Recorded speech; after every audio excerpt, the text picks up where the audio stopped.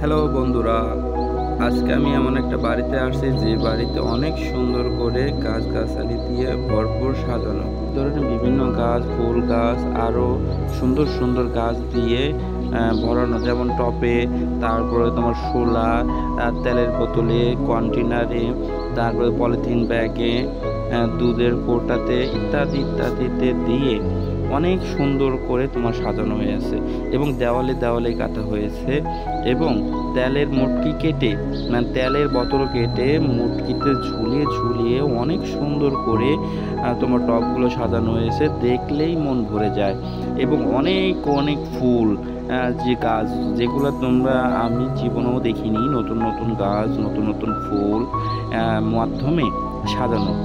বট গাছ, তারপরে তোমার অনেক অনেক গাছ, দইয়ের খুঁটিতে, পেলেটে, এবং যেগুলো সুন্দর, এগুলা যদি বাড়ির আশেপাশে লাগানো হয় পরিবেশগুলো সুন্দর হয়।